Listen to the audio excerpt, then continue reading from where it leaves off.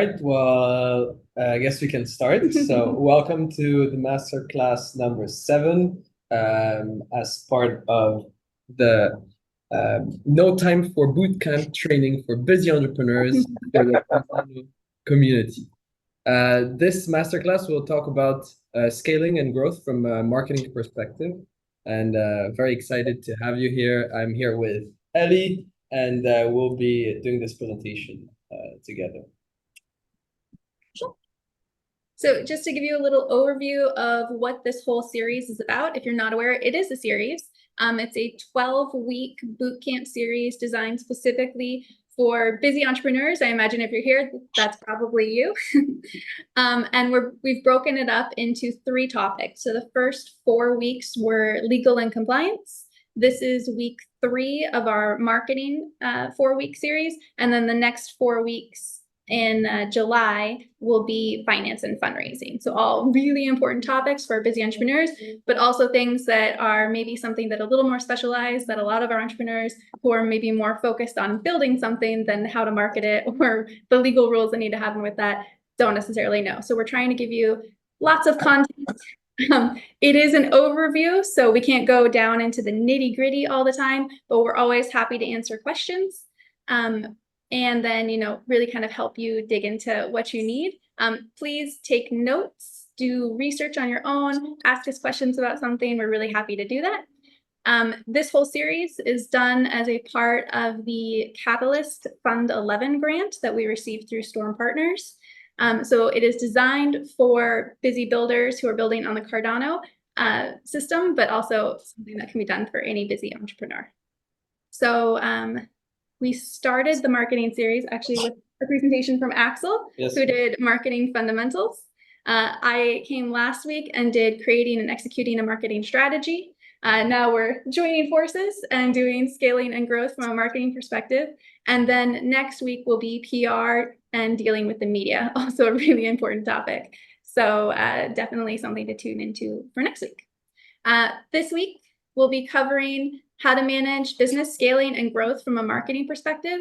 We'll be looking at scaling your marketing efforts, maintaining your brand consistency, and adapting to change and trends.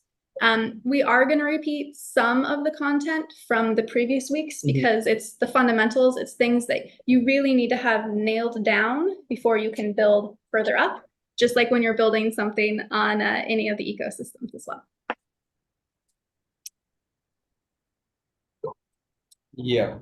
So thanks, Elli, for this great introduction. So today we'll talk about scaling marketing efforts.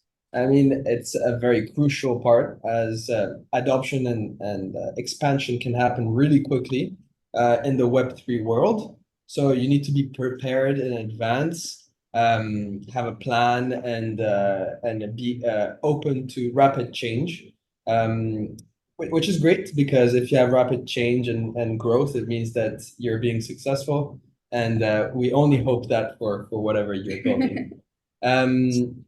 So there's a couple of things that we're going to cover. One thing that we need to be extremely aware of is maintaining output quality, such as content, which is critical. It means investing time and finances on good copywriters, designers, and content managers who will uphold the brand's voice and visual identity. It's very important. We'll talk about this a bit later, but there will need to be an expansion of the marketing team, which I talked about previously in the first webinar about marketing. And another important aspect is having a prepared infrastructure to support this. So we'll talk about this in more details through this presentation. And I think it's important to note that for companies, they get really excited. They have more money coming in. They're so excited. They're growing. They're scaling. It doesn't mean that you have to put more money out to continue to scale and grow your effort to reach a bigger market and to continue to build your efforts. So more money coming in, but also you do need to put a fair amount of money out to make things happen. Yes, 100% agreed. And so some of the examples that we put up here, such as Bored Ape, Singularity, and Cardano, are clear examples of brands that have significantly scaled, but that have maintained their visual identity and marketing tone, which has also given them the success that they've had. So. So so we already talked about maintaining output quality of time, and expanding the marketing team. Actually, we just skipped the slide.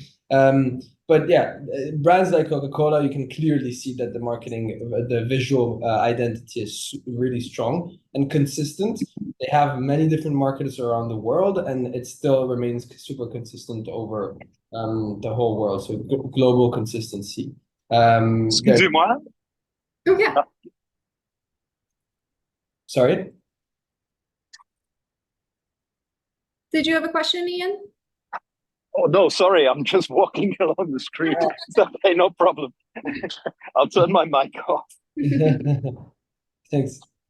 So yeah, brands like Coca-Cola have a very strong, consistent visual identity that has given them the strength to grow. So that's a very important part. I think we can move on to the next part. Actually, I just want to make a note on that, especially Coca-Cola has done a really strong brand presence. And this is a little something we talked about last week, which is creating a tone of voice for your company, for your brand, but also creating a visual brand identity. I mean, I think if anybody sees a red can somewhere, they think it's Coca-Cola, which is why even knockoffs of Coca-Cola are trying to use the red can, because they're trying to use that brand identity to associate with them. So they've created a really strong brand presence. They've stayed really true to it. It's been the red label, I think, for almost 100 years or something at this point. So it's this maintaining a really strong identity. They've definitely evolved and developed over the years, but they've maintained true that you see it and you know exactly what it is. And that's really, I think, the goal with all of us when we're trying to build a company, is somebody can look at one little thing and know, oh, that's my company. We hope when you see Decentral House, or when you see a green lightning bolt nowadays, you start thinking of Decentral House. Yeah, so, yeah. That's a fair point. So yeah, as part of that, this we already had talked about in the fundamentals of marketing, but it's very important that once you start scaling, you start building a strong marketing team. And I mean, the amount of people that you will hire in the marketing team, of course, depends on the amount of revenues that you're generating on, or the amount of money you've raised. But this is basically the very, very strong marketing team that has everything that you would need. So a chief marketing officer is the lead, the person that gives the overall strategy and coordinates with the team. The marketing director manages each department and ensures that all the business goals are aligned. A marketing manager is more specific, so it can be more general, digital, product, brand. There's different types of marketing managers, but they're a bit more specific. Then we have the content managers, which are the people that will determine what types of content needs to be created, when to release them, whether it be on LinkedIn, Twitter, Instagram, whatever it is. We love Twitter in the Web3 space. So we're going to focus a bit more on Twitter. And then there's, of course, copywriters, editors, people that will write the text, that will give the actual content.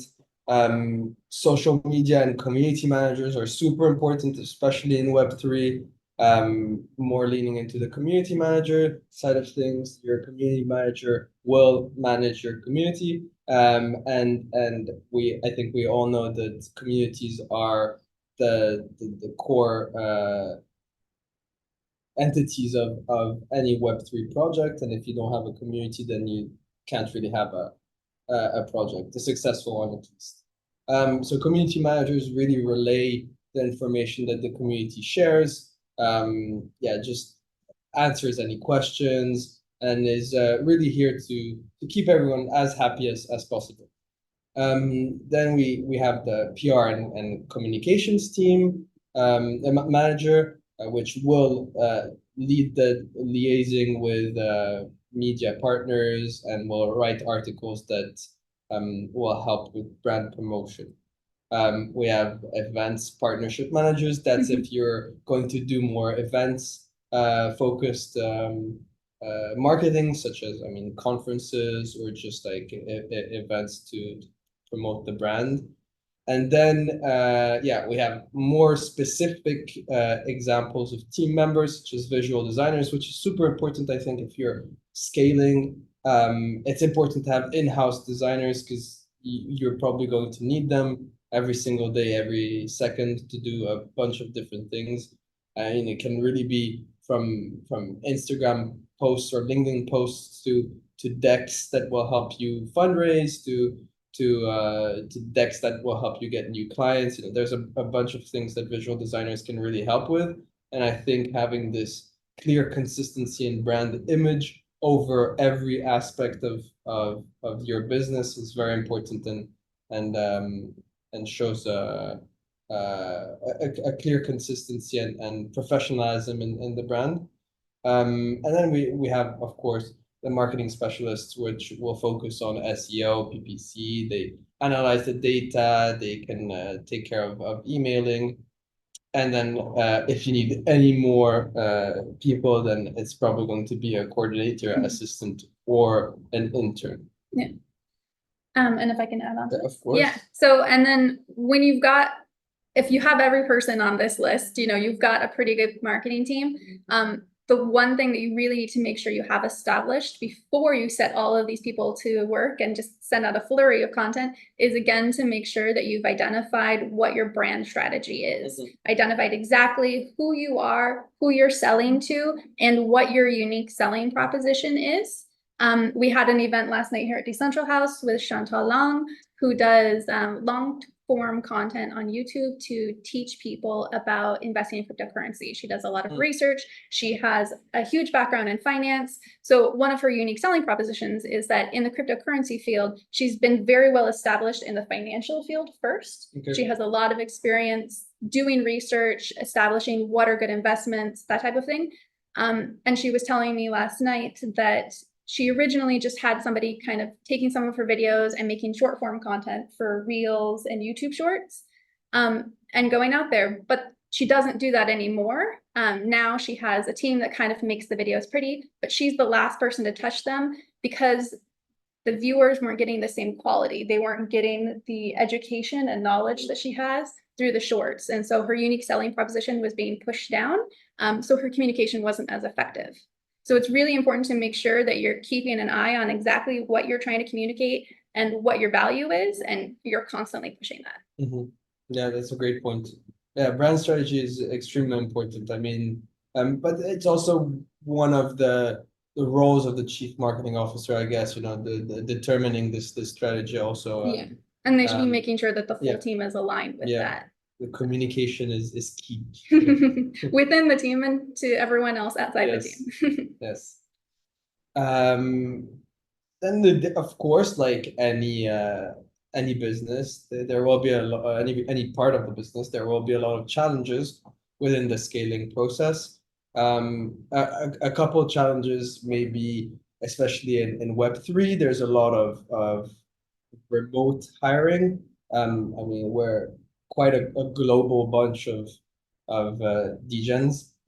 And so it's very important to be able to know how to manage these remote teams. That requires, as we just mentioned, very efficient communications, efficient project management, and the use of collaborative tools such as we, for example, use Asana, HubSpot, or things like that will efficiently bring people together and everyone's knows what everyone's doing, having a call almost like every day for the marketing team.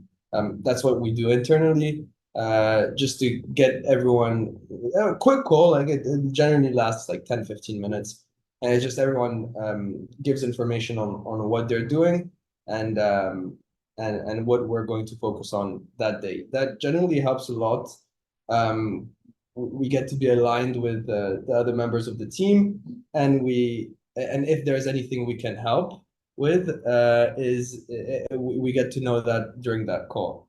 So it's quite a good way of communicating, especially when you have a remote team. Another issue that generally arises is budget issues. Controlling the budget, especially in marketing, is quite complicated. And as you scale, you generally need to put more budget into marketing initiatives because you want to continue scaling, right? Or continue growing. But you need to be careful. You need to focus on marketing efforts that will bring higher ROIs. Shouldn't focus on things that are just not going to bring a lot of visibility or align with your end vision. And yeah, with doing that, I mean, budgeting issues, you can create clear KPIs that actually will help you in determining which parts of marketing actually bring more value to your business. And then you can align the budget with these kinds of data that you'll get from testing things out, I guess. Anything? Yeah. I've worked remotely for 3 years before I started working at Decentral House, and then Decentral House and Storm Partners is definitely a very diverse team. We have people in Spain, we have people in the UK, we have people in the Philippines. So yeah, it is definitely important to do a little touch base every day. I think it's also important to try and maintain set programs that you're using. Like I said, we use Asana. In a previous job, I've used Slack. But making sure that you're all staying kind of in as few tools as possible. Yeah. You don't want to have 20 different tools that if Axel only works over here in this tool and I only work in this tool, that we're not able to actually see like what's working together. And maybe we're working on the same project and we don't realize it. So really try and minimize the number of tools as possible. And there are some really great free tools out there. So this is not something you actually have to spend money on, at least to start. There are some that I think are worth the spend when you do start scaling. I know we do actually pay for HubSpot because we've gotten to the point where we have specific tools and things in HubSpot that we wanted access to that are paid only. There is a free version, but it does limit certain things. So you can always start with free and then move up to a paid subscription to something. And I think most of the tools out there have some sort of free level, which is really nice for them. So just something to keep in mind. Like I said, though, as you take money in, you're probably going to need to put more money out. So. Yeah, I think, it's super important to streamline, I guess, these kinds of communications within the internal team. Yeah, definitely. And then also to remember that even if you're not a remote team, like make sure you're doing a small stand-up every day, and just kind of decide what the structure is. I've done it more in like a Kanban style before, if it was really project-based, so we can see kind of the evolution of something's going, or maybe you just need to say like, this is what I'm working on today, and this is how it's going towards our main goal for this month, this quarter, this year. So, yeah. Yes.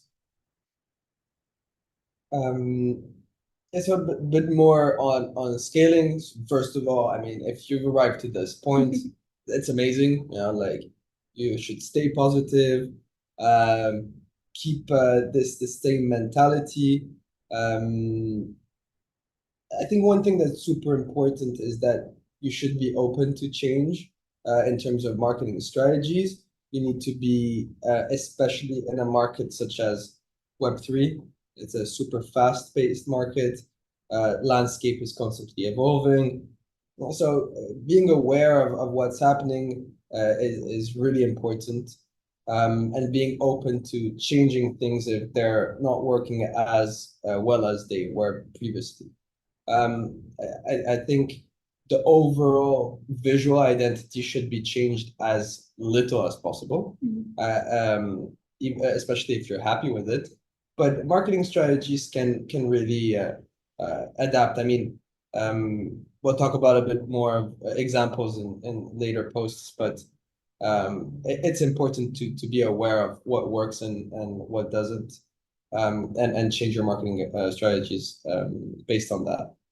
I think something else that's important is to make sure that your internal infrastructure can handle more growth. You know, as we said, have to be ready.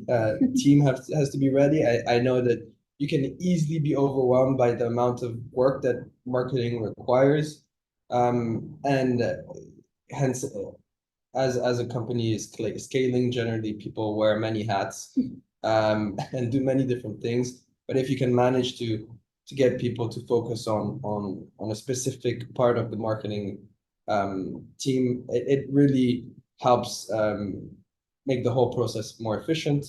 And then with more efficient processes, there's more success in the marketing outreaches.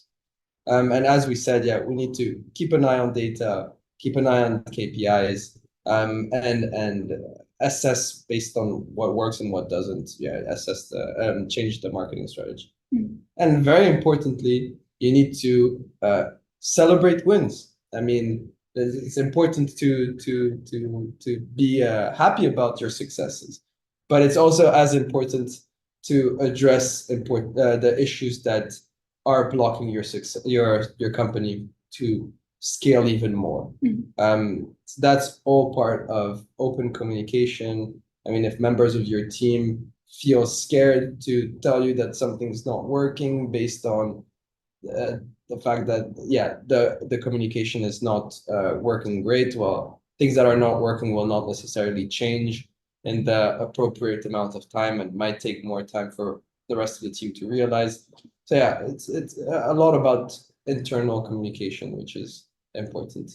Yeah, anything to add? Yeah, I would say if you are an entrepreneur and you don't have a marketing background, the trend tends to be that you feel like you don't need to spend money on marketing, or maybe you don't need to hire a marketing person.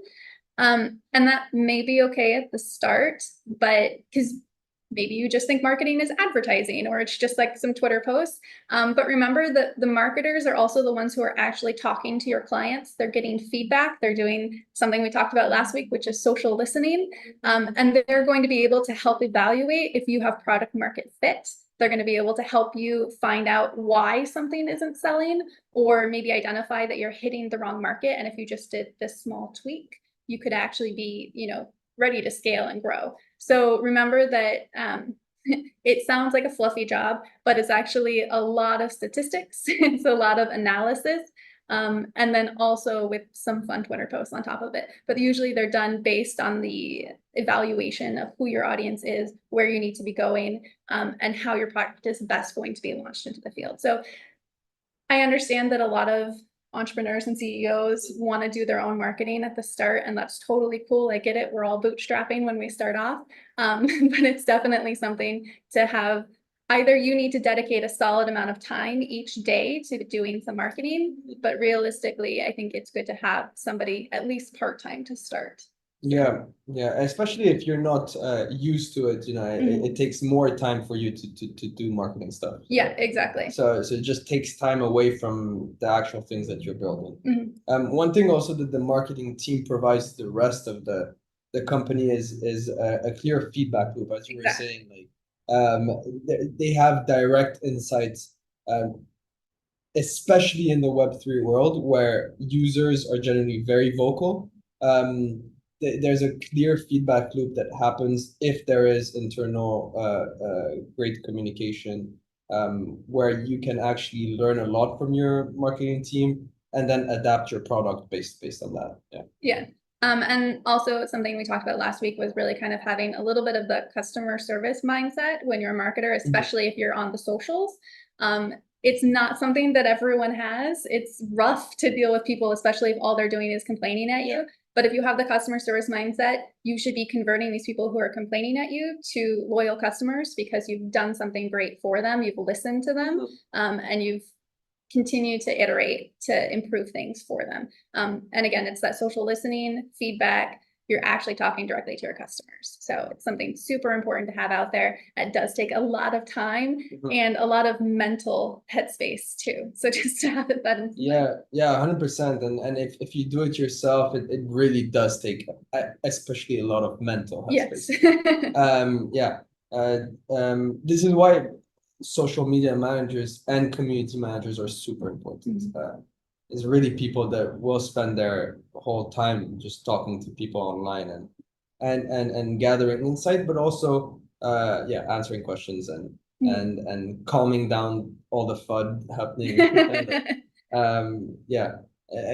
I was a couple of years back when I built my first community, I had to also be the community manager at the beginning, and that was really tough, dealing with the community management side of things, but also trying to build a business.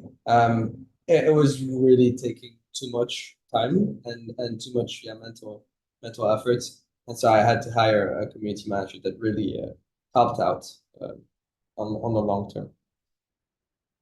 Yeah.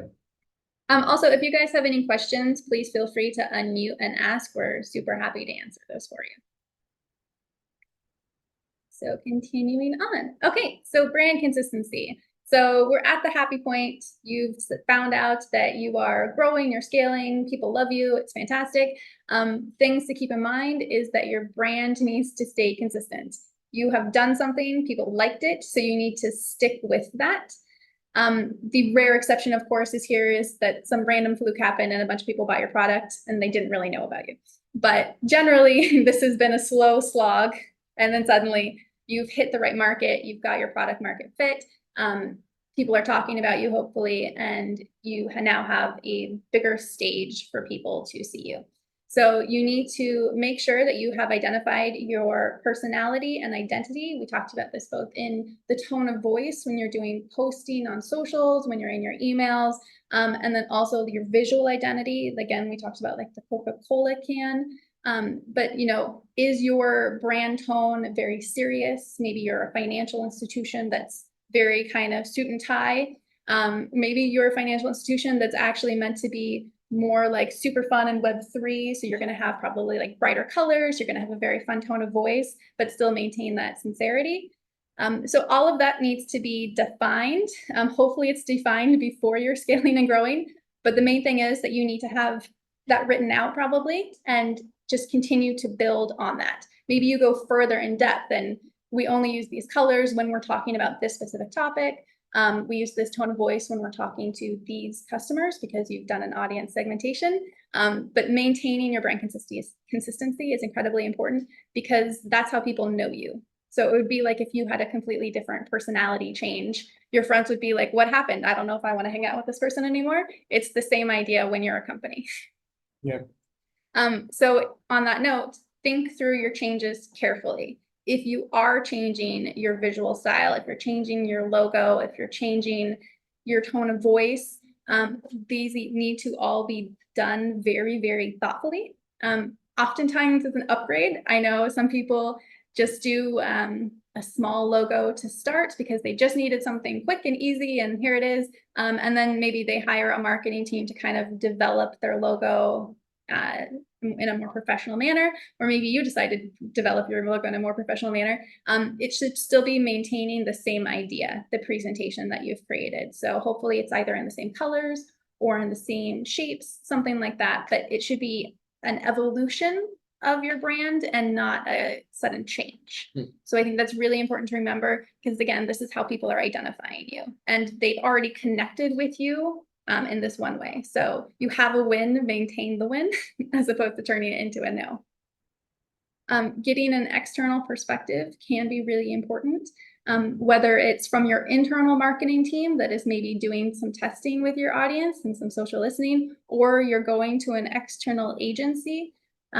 Remember that the external agency should be asking you lots of questions about who your audience is, how you want to be presented to them, and what your product is, where it's going, so that they can develop this idea and this brand presence for you. Again, that's an evolution and not a change. So your tone of voice still needs to reflect the brand. Like I said, it is possible that maybe you started very, very casual and now you want to evolve a little bit to be taken more seriously. That's great, but you still want to maintain at least a fun tone of voice, even if it's professional. One thing is, sorry to cut you, but one thing that's is during this scaling period is, I think, the right time to do a rebranding if you have to do one. If you have to. Because or just right before it actually starts growing fast, which is tough to guess, but but it does help once you're going to have more and more customers that you're a bit more set in terms of visual identity. I would say from the marketing perspective, saying rebrand is often considered kind of like a kiss of death for a lot of clients. But it has its place. One of those places could be maybe you had a really bad customer experience that went viral, or at least that you do a rebrand to kind of come out as a new fresh face. We see this happening all the time with companies. The other is you've been growing-ish, but you're not really connecting. You're not finding your target audience doesn't really find you and become loyal to you. So in that case, I think you really should be either talking to a marketing agency or your internal marketing team to be doing some research, to be doing some testing, and then switching it up a little bit, either in a full rebrand or at least half, to make sure you're actually connecting with the audience. So 100%. Yeah. On that note, number 5, is your audience changing? So niche versus mainstream values and messaging. So is your audience changing? Maybe you have a new product and it's not actually the product that's going to be hitting for your current, thank you, for your current audience, but maybe now you've got a new audience and maybe you need a different tone of voice. This could mean that you have a sub brand inside your own personal brand. Let's also make sure you're in there too. Or maybe this is the evolution again of you're becoming something else. So keeping your audience in mind is going to be really important when it comes to any kind of brand consistency or changing of how you're presenting your brand to the public. Again, hire a creative or brand director to keep everything aligned, which is exactly what they're supposed to be doing. Like we talked about, they should always have in mind exactly how you want to be presented to the public, who your target audience is, making sure that everything stays really, really aligned. So changes should always be an improvement on your previous efforts and not a wild swing. And that's something that your creative and brand director should be keeping you on the road of improvement, not throwing something out there and seeing what sticks. So this is a brand and not spaghetti, I guess is the phrase we can use. Yep. So stay grounded and in control. Web3 audiences prefer an underdog. Web3 is kind of famous for being a little more casual than everybody else. We do like the underdog. We're kind of anti-corporate. We're all decentralized. So your brand is most likely going to want to reflect that. So I think you can probably talk a little bit more on the Web3 side if you have any favorite underdogs that you cheer for. Yeah, I guess the branding right now in the whole of the Web3 ecosystem is honestly quite similar, overall, like the websites, very futuristic, 3D renders of objects and things like that. But in terms of favorites, we're going to talk about it later, but my personal favorite in terms of branding and consistency and what they've done to achieve this success is this NFT project that has been has grown into something much larger, which is Pudgy penguins. I don't know if any of you have already heard about it, but we'll talk about it more later. But for me, they're a great example of and I think it's good to see how other companies in your specific field, whether in Web3 or not, but even in your niche of Web3, how are they presenting themselves? It's nice to do research and see how it's doing, because a lot of them are a little less polished, definitely a little bit like we're the decentralized new guys coming up out of left field and we're going to do this and change everything. So it's cool to maintain that. Just make sure it's aligning with who your actual customer Yeah, and also try to be a bit original, you know? Yeah, I mean, don't copy exactly what they're Yeah, doing. yeah. So find your unique selling proposition, like we talked about, and make sure that that's your highlight. So 100%. And then don't mention crypto asset prices, even if they're mooning. You know what? I was talking with somebody who went to Hack Summit last week, and he was saying that companies that were in Web3 were actually choosing to not say the word Web3 or crypto because it's still a scary word for a lot of people. If you're explaining your company to somebody, you shouldn't have to tell them that it's on the blockchain. You should just be saying, like, this is the problem it solves, and this is why you want it. And you can completely avoid the words Web3, blockchain, crypto, unless all you're doing is selling a crypto token. Yeah, for example, a protocol, like it's tough for a protocol to not mention these. But yeah, I totally agree with you. I think especially like the past 2-3 years, there's been a lot of bad press around these words. And also at the end of the day, they don't really matter, these words. I mean, especially if you're just building on the blockchain to solve an issue, as you said. Exactly. Yeah, in case people are asking about the tech, for sure, let's talk about it. But I think a lot of people are scared of these words, but also don't understand them. And they don't need to. Yeah, and they don't need to, exactly. I'm on Instagram every single day. I don't need to know how they store my images. Is it on the blockchain? I don't care. It's created this fun platform for me to use. That's all I really care about. Yeah. One example I love using is we don't know what happens when we do a bank transfer. I mean, I don't, you know, like I have no idea what happens behind, but I still use it, you know. So yeah, it's definitely focusing on what your product is actually solving, and try to stay as far away from these actual terms. But you can mention like things like digital assets generally is something that's okay, you know, like it's a nice safe word I think to use when you're talking about things. yeah, exactly. So it is just something to keep in mind, specifically from the Web3 field, that your verbiage is going to need to be chosen very carefully. If your entire market is straight up like Web3 nerds, you're totally welcome to talk about the words blockchain, Web3, crypto, token, anything like that. If your market is not Web3 nerds, and it just happens to be a Web3 company, which is cool, you've figured out how to solve something using blockchain, that's fantastic. They don't need to know. Just tell them why your company is cool and why it's fixing something for them or providing them with entertainment. Yeah. That's also part of what we've already talked about, is really analyzing the audience and understanding, you know, who you're going to sell to, because that makes total sense. Yeah. Cool.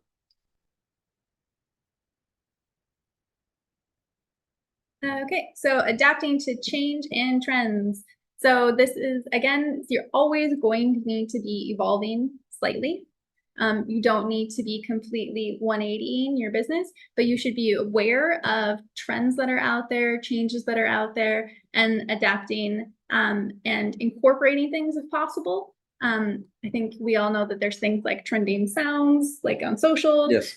You can hop on those really easily, and suddenly a new audience has found you. So trends are fantastic. You don't have to follow them. If your audience is not like the trend followers, don't bother.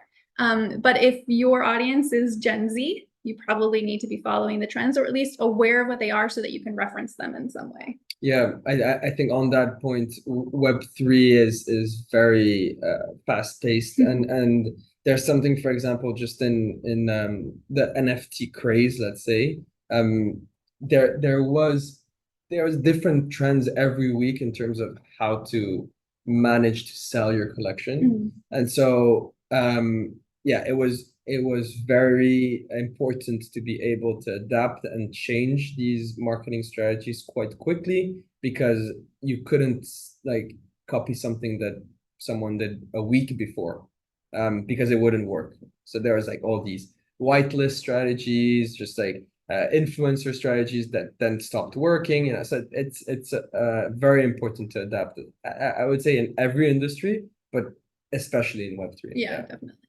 Also, I think because Web3 is a bit of a younger audience, so they're expecting you to adapt and play with the new trends that are happening. So, yeah.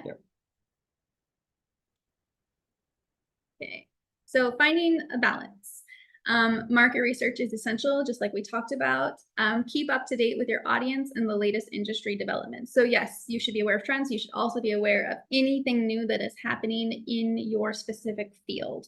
And if you're a Web3 entrepreneur, you should be aware of new things that are happening in Web3, as well as new things that are happening just within your niche. And if you're, say, a Web3 banking institution, then you should also be aware of anything that's happening in the banking industry as a whole outside of Web3. It's going to affect you. Your customers may be asking if it's a new product that's starting to trend out there. They may be asking you if you're going to get it. And if you haven't been aware of it, then you're behind the curve. And I think just being aware of what's out there so you can know what's working for the market is really important, and maybe it's something that you can adapt to your product as well. Content quality versus quantity. Don't overwhelm your audience with high volume and low quality content. So I think this is something that people struggle with a little bit. They just feel like they should just be continuing to get things out there, go, go, go, go, go. You should always be maintaining your quality, unless your entire brand identity is a little like slapdash, super fun, like crazy, weird, only memes. But honestly, memes take more time than you think they do. They actually do. So quality over quantity. You should always think, what would a customer, or a potential customer, excuse me, think if they had never seen any of my other posts before, maybe never even heard of my product before, and this was the first time they heard about me, or first time they saw something about me? How would they react? Yeah, I think that's something that Web3 is lacking of, is this type of thinking that you might, it's a lot of times Web3 builders are stuck in this echo chamber of like, oh, everyone knows what I'm talking about, right? Like, so it's important to target customers that have no idea. Exactly. But on that note, it's also important to be as transparent and give enough communication. So it's finding that balance. Don't overwhelm your audience, but don't keep them in the dark also. Exactly. And I think it's about, people only see about 10% of the posts that you're making on social media, just because of algorithms and things like that. And, you know, it just depends on when you're posting, that kind of thing, whatever.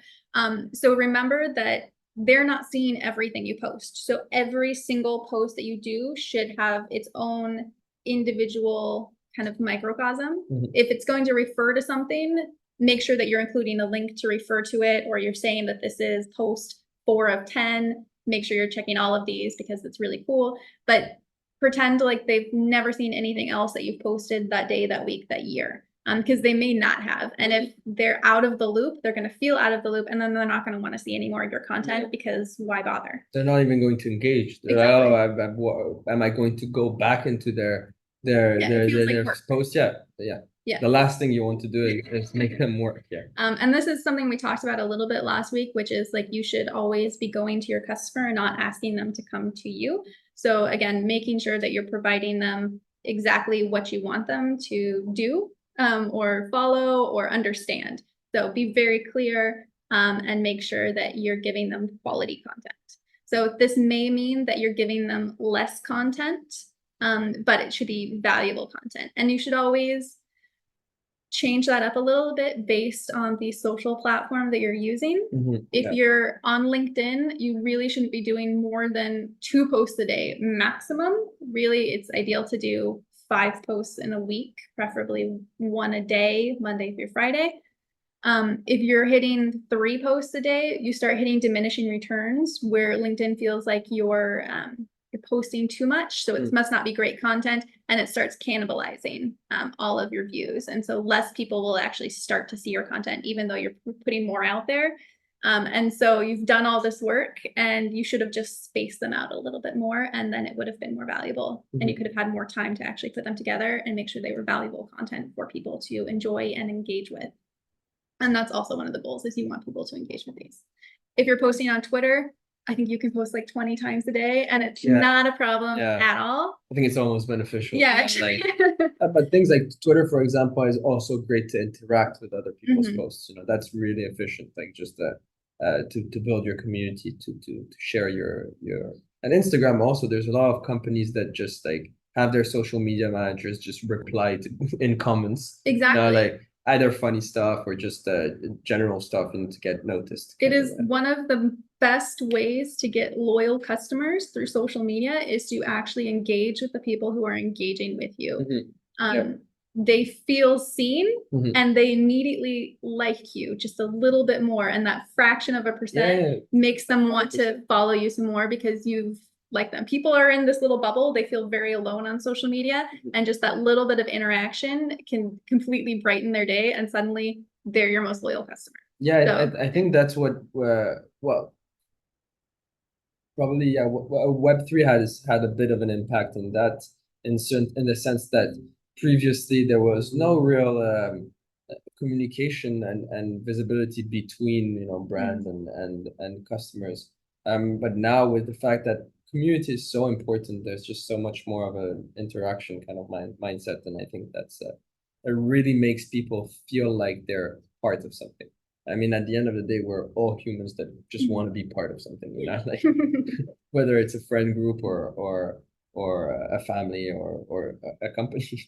So yeah, it's very important. And again, this is one reason why you really do want to hire somebody to be at least your social media or community manager. It takes a lot of work to go through, hopefully, all the engagements that you're getting and commenting on them, or even going to other posts and not necessarily poaching customers, but replying and communicating and saying, finding something similar, a common interest that they're having and engaging with people. Yeah, and it's really finding that balance again. Whereas you don't want to seem too salesy, right? Exactly. But you want to interest people in them coming to you.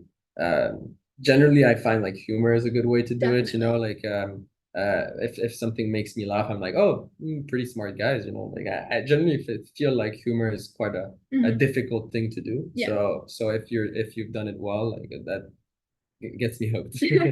But yeah, there's other ways, of course, but. If you're going to poach clients and do it in a fun way. Yeah. And then point 3, maintain your core brand values and personality. Again, this is like we've talked about. You need to maintain who your brand is, how it's presenting out there. If you're a really serious button-up company and you start dropping memes or making funny jokes in the comments, it feels disingenuous. And maybe like your account got hacked, like you don't feel like the same person. So you really want to maintain that same presence that you've got out there. Okay, making changes. Yes, I put a meme here and I'm very proud of it. So appreciate the importance of A/B testing, using small groups, and don't be afraid to pivot. Exactly. This is something that your marketing team should be really focused on, and that is A/B testing. And you can do this in a ton of different ways. Emails, you can send out 2 slight variations of emails. We talked about this a little bit last week, where maybe your subject line is totally different and you see which one gets people to open their emails more. You do slightly different content to a directed groups. So you can see how your content is performing and make notes, and you can do slight changes from there. And you just do 1 A/B test per week, per post, however you want to do it. But remember, you're only changing one thing at a time whenever you're doing an A/B test. Implement your changes slowly, evolving a brand versus overnight changes. This is exactly what we talked about. People need to know that this is still you. Think of it like your friend changing their personalities. You've seen them, if you had a friend for 10, 20, 30 years, you've seen them change over that time. And if you looked at them, you know, when you first met versus now, it would be a very, very different person, but you've seen them evolve. So you know it's the same person. And so that should be kind of the same idea when you're doing a brand change. Go slow, evolve, make notes, experiment a little bit, do your A/B testing, and then continue to slowly evolve. Yeah, I think one thing on the A/B testing and using small groups is the power of the community, which is, as we've already said, accessible. And you could create a small group of KOLs, okay, key opinion leaders within your community that will actually, that are, first of all, ambassadors of your brand, but also will give you positive feedback based on the general sentiment of the community. I think it's a good way to test marketing strategies and get direct feedback, you know, instead of just throwing things out hoping it is going to work. Yeah, and I think as a brand, it's really fantastic if you can identify a small group of people that are your super loyal fans. reach out to them personally. Say like, we're thinking of doing this. What do you think of this? And they may tell you, oh my God, I hate that. Why would you do that? Or they could say like, oh, I'd really like that if only you did this small tweak. You're getting feedback from them. You're actually building brand loyalty even further with them. They're going to start becoming your ambassadors. They're going to start telling everybody about you. They've had this personal connection, and they're providing a valuable service to you, usually for free. So really, really fantastic. Yeah, usually for free because they feel like they're part of something. Yeah, they feel excited you're talking to them. Yeah, exactly. Yeah. So yeah. Too much change can be overwhelming. No change can lead to stagnation. Absolutely. You do need to slowly evolve over time, continuing to match, where the market is going, where your clientele is going, making sure that you're not the same you were 5 years ago, because the world is not the same as it was 5 years ago. We expect everything to change at least a little bit, continuously reacting, I think is probably the word that I would go with that. So. I totally agree. Okay, remember where you came from. So do not alienate your core audience. Remember who you have identified within your customer profiles. You should have 1 to 3 customer profiles, and you know exactly how you should be targeting them, what type of product they're wanting, where they live, how much money they make. You should have these really strong customer profiles, and you need to remember that that is who your audience is. So it's really fun to come up with an idea to maybe chase a new audience, but remember that your core audience is over here.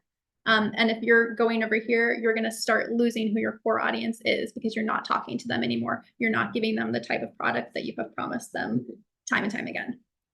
So don't confuse your new or existing customers. You use clear and concise messaging. Exactly. Don't confuse people. We don't like it, and we will go away. It's really easy a bad experience, I think, can very quickly turn a customer into no longer a customer, versus it takes several positive interactions to make somebody a good customer. Yeah. So remember how you're presenting yourself, remember your brand identity, and don't confuse people or give them a negative experience as much as possible, because Yeah, I think especially in this industry that we're in, it's often very tech focused. And I mean, at the end of the day, there's very little people that actually understand the tech. If you do, great, but the idea of building this whole blockchain world is not to make people think they're stupid, also that's very important, but also not to confuse them. It's for everyone to be able to use blockchain without even realizing that they're using it, right? Like that's how you're going to get mass adoption. So it's really important to not confuse them. And especially when you're deep in the building side of things, you generally just like think everyone's going to understand what you're going to say. Like you're like, oh yeah, my whole team understands, so probably everyone's going to understand. But it's rarely like that. I mean, you really need to simplify things while still keeping this whole brand identity and clear message and the tone of voice. But think of it as definitely. Remember that not everybody is in your head. They're not gonna understand something the way that you've designed it unless it's exceptionally clear. Your marketing team should definitely be helping with this. But another thing you can definitely do is go find somebody that knows nothing about your product and present it to them. And they're gonna go, if they go, I don't understand, or what am I supposed to be doing here? Then you have a small problem, and you need to go back and iterate to make sure that it's very, very clear. So so yes, definitely involve your marketing team in your product development. They should be able to give you feedback from a marketing perspective, but they should also be able to do some social listening, some testing potentially for you with your clients and your audience to find out how this is going to work for everybody. Cool. So remembering where you came from continued. Your audience perception is important. Word of mouth spreads quickly. I wanted to highlight on here Duolingo. They are a company. They've been around for a while now. I think many people have them possibly even here on their phones. I know I have it on there. I think I've got like a 600-day streak on Duolingo. I'm very proud of myself. French? For French, yeah. I know my French should be a little better because of that. But because I just said that, like I said, I have a streak on Duolingo, and Axel knew exactly what I was talking about, and he was very impressed. So this is a thing that they've actually been working on in the last 5 years. They have 6x'd their daily users over the last 5 years, which is incredibly impressive because they're not a new company. So they worked on bringing new customers in, and they worked on bringing their old customers that had maybe tried it and then left or were just occasional users back. And they did this through a couple different things. One, first off, they identified who their audience was. It's Gen Z and millennials. So they thought about how to target these people specifically and how to make their product more addictive for them. And what they did was they made it, added gamification, which has been a huge thing for Duolingo. And that's where you're getting the streaks, where people talk about, I have a 100-day streak, or I have a 60-day streak, or I have a 1,040-day streak, which people actually have that, which is crazy, blows my mind. So they've made it more fun to use the product in itself.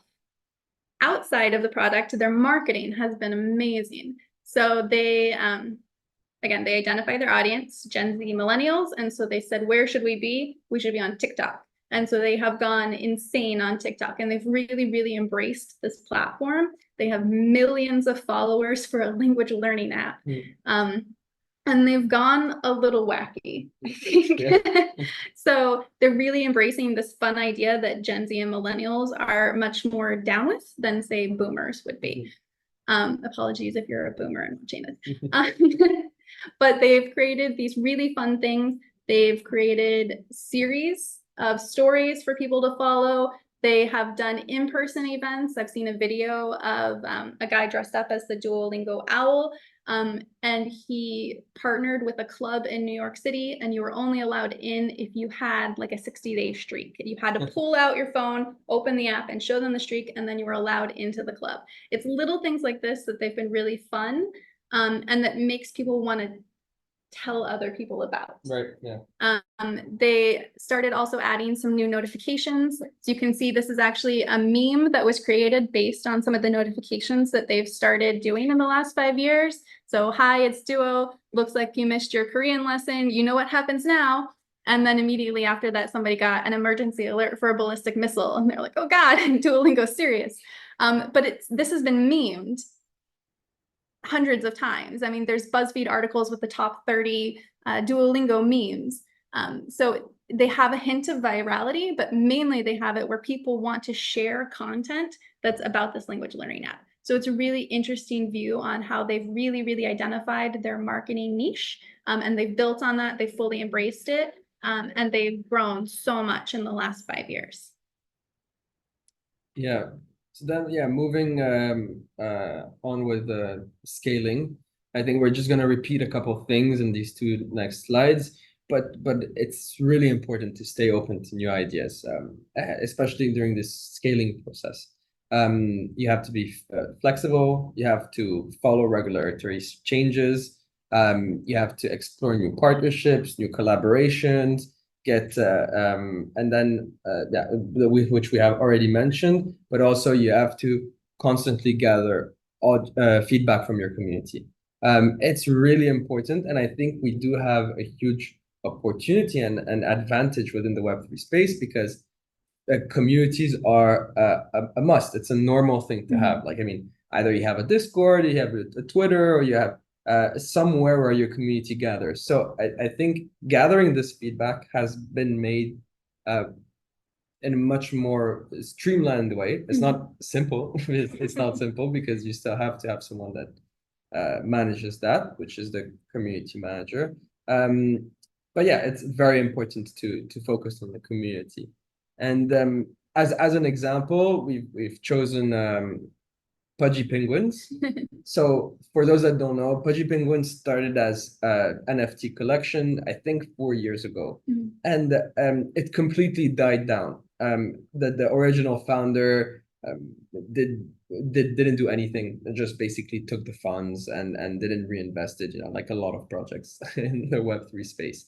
But then this guy called Luca Netz found the IP really interesting. And he was like, okay, I'm going to buy this collection.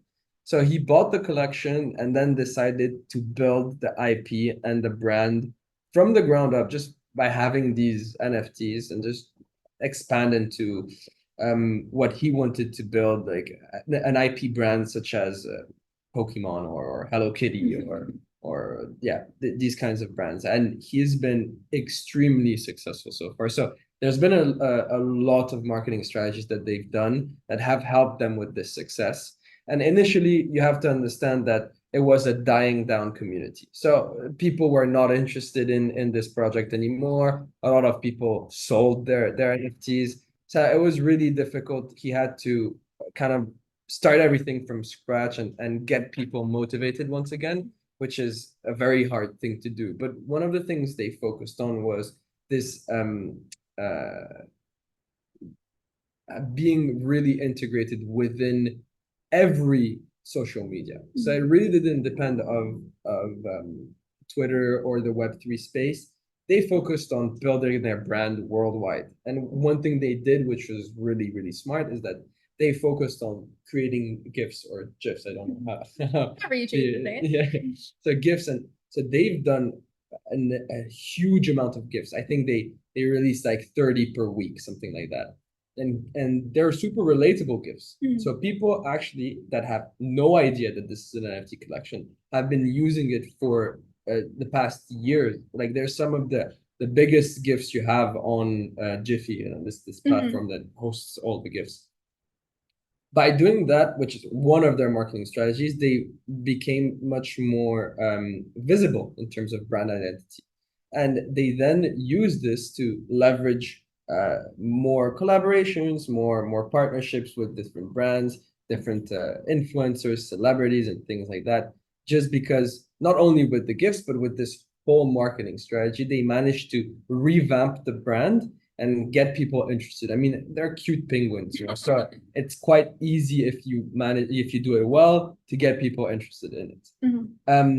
And they did do a lot of storytelling and had emotional elements attached to this. So people really got, I mean, I love the gifts they've done. You know, like I've had people send me these gifts and they have nothing to do with Web3. Exactly. And I think this is kind of one of the points we talked about, which is if you don't need to have like a Web3 nerd understanding this, like they should not know that this is a Web3 thing. So you had probably thousands of people using these Pudgy Penguin gifts, and they had no idea that they were originally NFTs. They just found them cute. So in this case, it's a really fantastic product that they were able to pivot into kind of a new way that people wanted to share these. And again, so they've kind of got this organic reach that's happening without having to pay for it other than making the gifts. And people that had no idea what Pudgy Penguins is found them adorable, wanted to share with them. I imagine I could probably send this to my dad, who knows nothing about Web3, and he would just be like, it's super relatable, super relatable gifts. And then of course that means that they've seen the GIF, then maybe they've come and seen the product. And then they go, oh my God, it's that thing from the GIF. I want to buy that. Yeah. And it's important to remember that it's not because they're focusing on a global marketing strategy that they are putting the blockchain side of things on the side. They're actually managing to get more people within the blockchain industry, because as Elli was saying, they started releasing these toys. And so these toys they released on Amazon. Now they're in Walmart. They're in all Target. I mean, they've sold 1 million toys in the past 6 months, something like that. It's a crazy number. And what's crazy is that every single one of these toys have an NFC chip that gives them access to an NFT, that gives them access to a game. So it's an amazing way to actually get people in the Web3 world without alienating them. Exactly. So they've focused on building their global brand, and they've kept consistency and their brand image. One thing that's super important is that everyone that owns a Pudgy Penguin, so that's the core community. And that's something that's super important, is that when they launched their first toy, where their core community, so the NFT owners, were the first ones to actually go buy them, you know. So they were on the front page of Amazon for 2 weeks straight.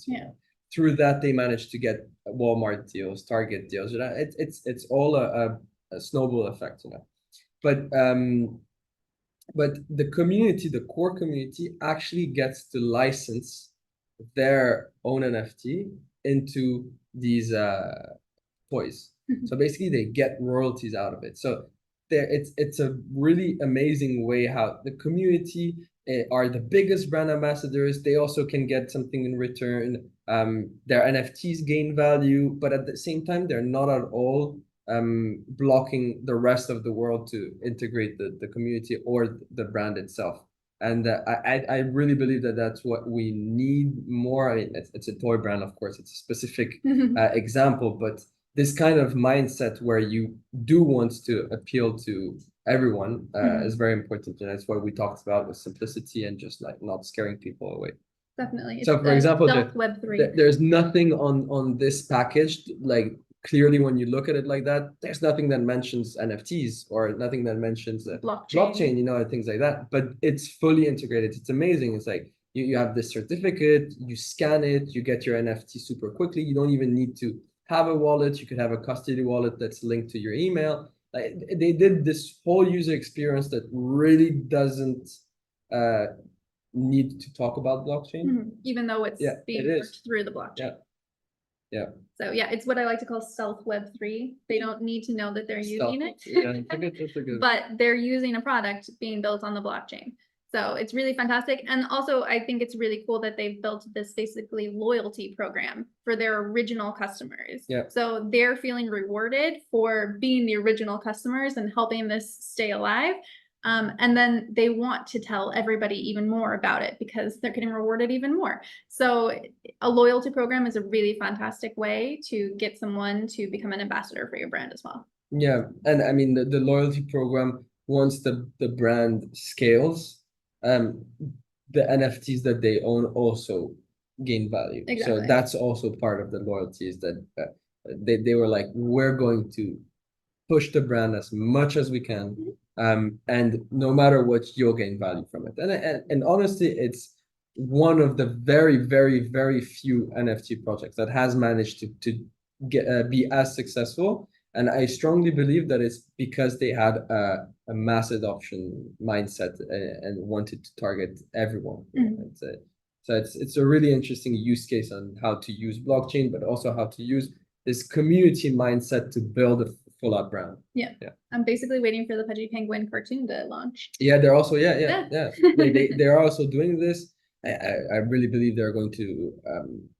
I mean, they're targeting the whole children sector, you know. So I think adults, but I mean, adults are really big into these as well. This is one of those cases where they got the adults, and the adults are going to share it with the kids. Yeah, like it's really like that. It's a waterfall effect. Yeah, and now like they're getting customers that have no idea that that's how it started, but the customers aren't scared to purchase. Exactly. Like they're like, okay, that's something that I like.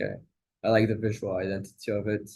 So yeah. And I think that's one thing to really, really remember when you're marketing your Web3 product is, unless you're marketing specifically to Web3 people, which I hope you're not, because it's a small community still, you should remember that Web3 is a little scary for a lot of people. So it feels daunting. There's so many layers. Somebody last night was asking me, like, what wallet do I do? Am I supposed to have 5? I don't know how to do this.